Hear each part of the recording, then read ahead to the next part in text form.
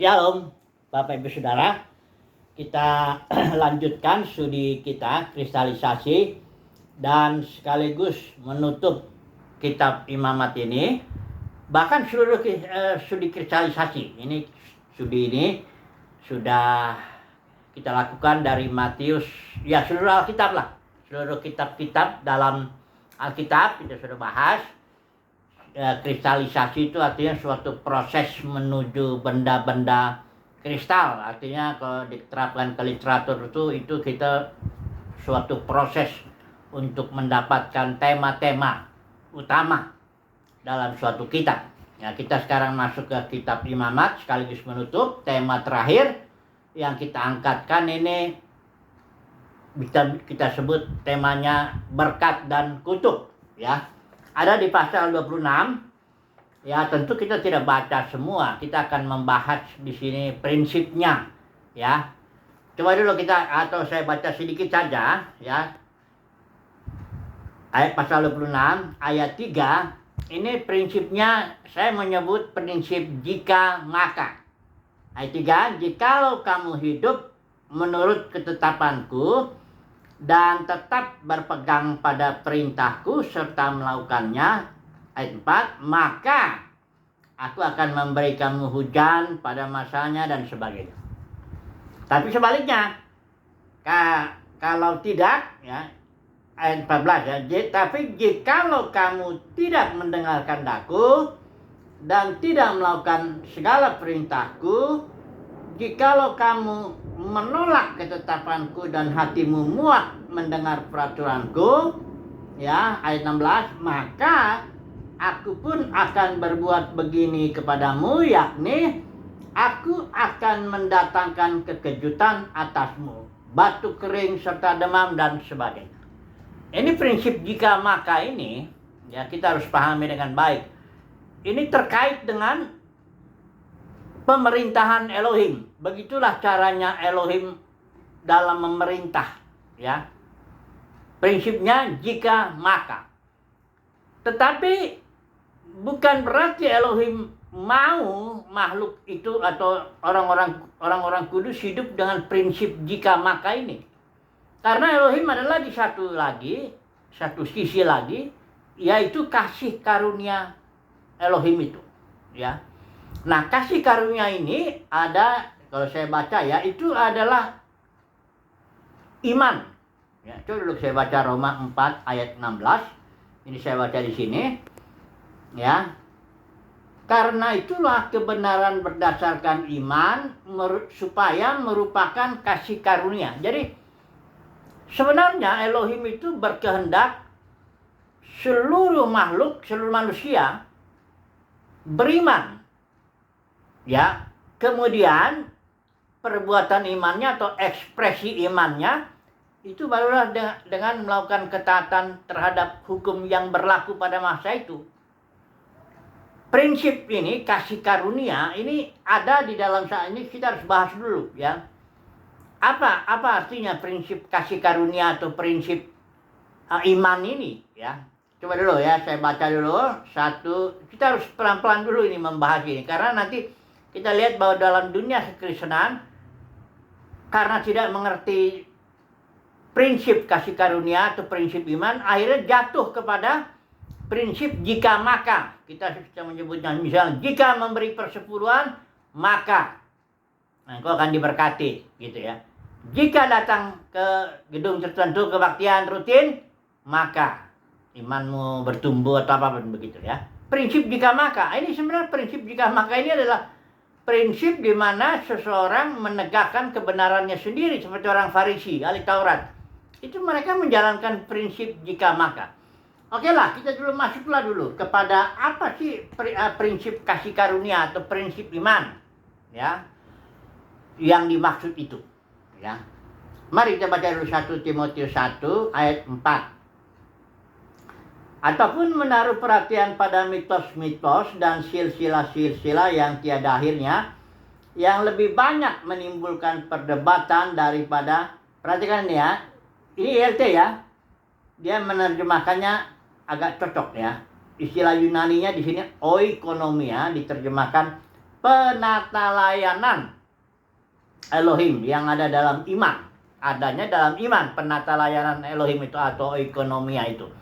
Oikonomia ini dalam bahasa Inggris diterjemahkan administration, management, dispensation, ya, atau ada lagi ekonomi, the economy of God, ada lagi yang seperti itu ya. Itu pengertiannya sama. Oikonomia itu suatu penata layanan ya atau pengaturan ya. Itu oikonomia itu dari dua kata Yunani, oikos dan nomos. Oikos itu artinya rumah tangga, kerumah tanggaan. Kalau nomos itu hukum. Jadi oikonomia itu suatu pengelolaan kerumah tanggaan lah, bisa dibilang begitu ya. Pengaturan kerumah tanggaan Elohim adanya di dalam iman. Artinya dalam setiap zaman atau setiap dispensasi itu Elohim menghendaki orang-orang kudusnya hidup dalam iman, dibenarkan karena iman. Dari mulai Habel, kalau kita lihat dari Ibrani 11 itu semua orang-orang kudus dalam zaman apapun juga, itu dia dibenarkan karena imannya. Ya, Habel terus sampai ke dalam perjanjian lama yang semua orang-orang yang itu hidup benar dalam perjanjian lama itu, orang-orang kudusnya itu hidup dalam iman, hidup karena iman, ya. Saya membagi kalau zaman ini supaya mudahnya itu dibagi 7. Zaman Adam itu orang dibenarkan karena iman, itu Habel itu termasuk situ. Zaman Nuh juga dibenarkan karena iman, Nuh mendapat kasih karunia, ya. Kemudian zaman Abraham itu juga karena iman, ya, apalagi dia bapak orang beriman.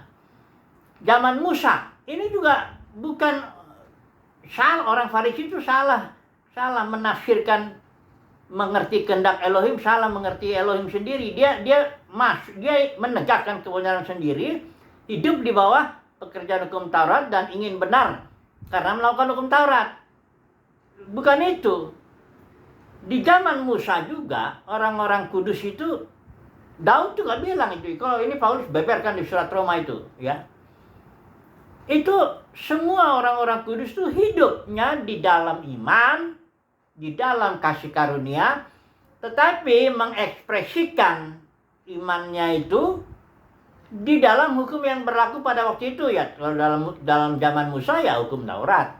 Tapi bukan karena prinsip jika maka, bukan karena dia melakukan hukum Taurat supaya dibenarkan, bukan begitu. Tapi memang mereka sudah dibenarkan karena iman, mendapat kasih karunia untuk hidup dalam iman, baru mereka mengekspresikan perbuatannya itu, perbuatan imannya itu dalam ketaatan kepada hukum Taurat. Jadi beda ya. Nanti kita semoga nanti makin jelas ya setelah kita masuk ke dalam konteks perjanjian baru, ya. Nah, jadi atau kita langsung aja ya. Baca dulu Galatia bagaimana Yesus sudah menghapus kutuk hukum Taurat ini. Coba saya baca dulu aja dulu ya. Galatia 3 ayat yang ke-10 dan 13 ya. Ayat 10. Karena semua orang yang hidup dari pekerjaan hukum Taurat berada di bawah kutuk. Ini pekerjaan hukum Taurat itu artinya pekerjaan yang prinsip jika maka itu tadi yang saya bilang itu. Karena semua orang yang hidup dari pekerjaan hukum Taurat berada di bawah kutuk. Sebab ada tertulis, terkutuklah orang yang tidak setia melakukan segala sesuatu yang tertulis dalam kitab Taurat. Ini kutipan daripada Ulangan 27 ayat 26 ya. Nah, ayat 13-nya. Kristus telah menebus kita dari kutuk hukum Taurat dengan jalan menjadi kutuk karena kita. Sebab ada tertulis, terkutuklah orang yang digantung pada kayu salib. Jadi kita tidaklah yang percaya kepada Tuhan Yesus sungguh-sungguh percaya, tidak lagi hidup dari pekerjaan hukum Taurat yang prinsipnya jika maka itu. Kita nggak hidup di situ, ya. Kenapa? Ini kalau orang hidup dalam prinsip jika maka dia di bawah kutuk. Karena dia pasti melanggar hukum Taurat, aturan jika maka itu nggak mungkin, nggak ada seorang pun yang dapat dibenarkan karena melakukan hukum Taurat. Pasti dia gagal. Ya, itu sebabnya Kristus telah menebus kita dari kutuk hukum Taurat itu, ya, dengan jalan menjadi kutuk supaya kita hidup dalam iman, dibenarkan dalam iman. Nah, kalau dalam konteks perjanjian baru, hukumnya adalah hukum hayat atau hukum roh pemberi hayat dalam batin atau hukum kasih. Saudara mau menyebut apa, tapi istilahnya bukan lagi hukum Taurat. Jadi dalam konteks perjanjian baru, ya, Kristus itu yang sudah genapin, ya, seluruhnya hukum Taurat digenapi, kutuknya sudah diselesaikan, sudah, pendeknya prinsipnya sudah selesai. Itu prinsip perjanjian baru, sudah selesai karenanya. Misalnya jadi begini, saya beri contoh. Orang-orang kudus dalam perjanjian baru, konteks perjanjian baru sudah diberkati. Karenanya jadilah berkat gitu. Orang-orang kudus dalam konteks perjanjian baru yang beriman, ya, sudah menjadi atau sudah garam dan terang, sudah itu. Itulah identitas orang-orang kudus dalam perjanjian baru, sudah garam dan terang. Karenanya bertindaklah seperti anak-anak terang, kayak begitu. Jadi prinsipnya sudah, karenanya. Jadi kita tidak ada lagi dalam konteks perjanjian baru, jika kamu berikan persepuluhan, maka kami diberkati secara finansial. Enggak gitu lagi, nggak hidup dalam prinsip jika maka. Kita sudah diberkati secara finansial, kita sudah menjadi garam dan terang, kita sudah dibenarkan karena iman, kita sudah, ya, sudah menjadi warga kerajaan surga. Jangan lagi nanti bilang jika kau datang ke sini kalau mau masuk surga, kau harus jika begini maka masuk surga. Iya, itu prinsip hukum Taurat kalau begitu, kalau prinsip jika maka, ya. Dalam dunia kekristenan ini para pemimpin agama suka pakai prinsip itu, ya. Dibilanglah hukum persepuluhan enggak dihapuskan katanya, ya. Kalau yang hukum yang lain dihapuskan. Enggak gitu. Dalam konteks perjanjian baru, orang-orang kudus itu ibadahnya dalam roh dan kebenaran, mengikuti pimpinan Kristus dalam batin, itu hukumnya, ya. Jadi apa kalau soal memberi, ya tergantung mau dipimpin Kristus berapa untuk memberi. Ya, kalau gereja melalui ada yang digerakkan memberikan ladangnya, kalau yang enggak digerakkan ya jangan, ya. Itu prinsip. Pokoknya kita sudah diberkati secara finansial, secara apapun sudah diberkati, ya. Karenanya ya hiduplah kita dipimpin oleh Kristus dalam batin, bagaimana supaya jadi berkat. Jadi jangan diperbudak oleh prinsip jika dan maka itu. Jangan diperbudak oleh pekerjaan hukum Taurat. Jangan diperbudak oleh roh agamawi lah gitu, ya. Termasuk para pemimpin agama dalam kekristenan ini suka itu. Karena itu jadi, ini maaf bisa singgung sedikit, walaupun kedengarannya nggak enak. Itulah dia caranya dia menjual sesuatu itu dengan prinsip jika maka. Jualan itu, ya. Jika kau beri persepuluhan, maka engkau diberkati. Itu kan jualan supaya dapat duit gitu loh, ya. Saya jual ini, prinsip ini jika maka, nanti dapat duit. Ya, bisa bangun gedung besar, bisa ini, bisa itu dan sebagainya. Pelayanannya bisa ditopang dan sebagainya, macam-macam. Ya. Ini jualan. Kalau orang pemimpin agama Kristen itu mengajarkan prinsip jika maka, itu jualan. Ya, jualan prinsip jika maka itu, dia bisa dapat duit banyak, dapat hormat manusia, dapat macam-macam. Saudaraku, kita tidak hidup dalam prinsip jika maka. Kalau kita hidup dalam prinsip jika maka, kita hidup di bawah kutuk. Kita hidup dalam perbudakan. Ya. Enggak itu. Kita hidup di bawah kasih karunia. Kita hidup oleh iman. Prinsipnya tuh kita sudah diberkati. Karenanya jadilah berkat. Oke. Sekarang saya mau beri contoh dulu berkat itu, ya. Ini kan bicara kutuk, berkat. Katanya kita sudah imani, kita percaya bahwa kita sudah diberkati, ya. Diberkati apa? Kalau dalam Efesus 1:3 dibilang kita sudah diberkati dengan segala berkat rohani, ya. Saudara, berkat itu banyak. Yang berkat jasmani pun berjenis, berkat rohani juga banyak sekali berjenis, ya. Saya mau beri contoh ini, Yakub dalam memberkati 12 anaknya, ya. Masing-masing diberkati, Tapi dengan berkatnya masing-masing. Coba dulu ya, saya baca dulu ya di dalam GLT ini aja ya. Kita coba baca berkat Yakub, karena setiap orang Kristen juga sudah diberkati sepanjang dia hidup dalam kasih karunia ya. Jangan mau diperbudak oleh pekerjaan hukum Taurat itu. Jangan mau hidup dalam prinsip jika maka. Itu nanti dia masuk ke dalam perbudakan lagi. Kayak orang Israel di Mesir. Itu umat Tuhan itu, tapi diperbudak oleh Firaun di situ. Ya. Oke lah, coba lihat berkat Yakub ini ya. Kejadian pasal 49. Saya baca dulu bagian yang terakhir ini ya. Dikatakan di sini coba. Ayat 28 ya. Semuanya ini adalah ke-12 suku Israel, dan inilah yang telah ayah mereka katakan tentang mereka, dan dia memberkati mereka. Dia, artinya Yakub, memberkati mereka masing-masing sesuai dengan berkatnya. Semua daripada yang 12 itu diberkati, tapi beda-beda masing-masing. Saya mau bicara secara khusus berkat kepada Yehuda ini ya. Ayat 8 ya. Engkau, hai Yehuda, saudara-saudaramu akan memuji engkau, tanganmu ada di tengkuk yang memusuhimu. Anak-anak ayahmu akan sujud kepadamu. Ayat 10. Tongkat kekuasaan tidak akan beranjak dari Yehuda, dan yang menentukan hukum dari antara kedua kakinya sampai ketika Silo atau Mesias datang.